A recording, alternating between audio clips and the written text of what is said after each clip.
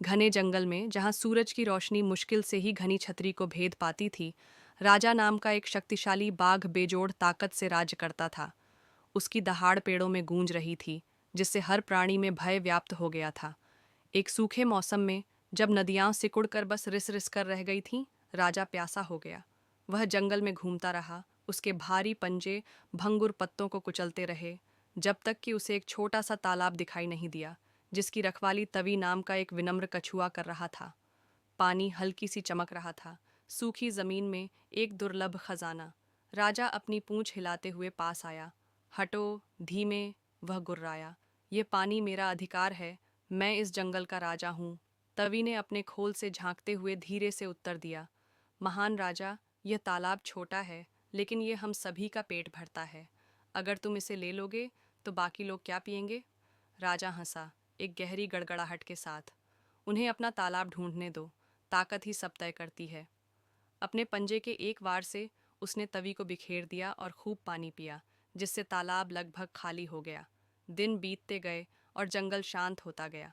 हिरण भाग गए, पक्षियों ने गाना बंद कर दिया और बंदर भी छिप गए।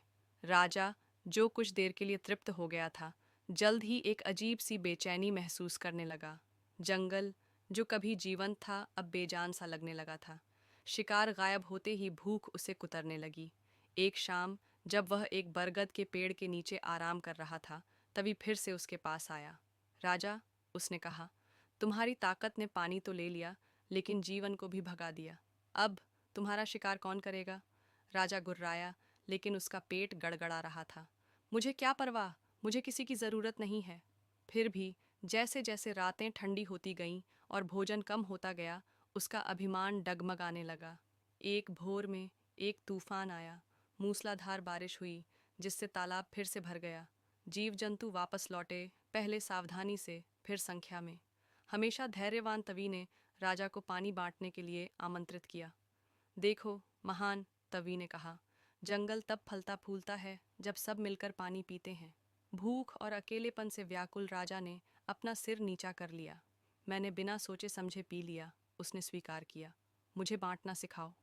तवी ने सिर हिलाया, और उस दिन से राजा तालाब की रखवाली करने लगा, यह सुनिश्चित करते हुए कि हर जानवर उससे पहले अपना पेट भर ले।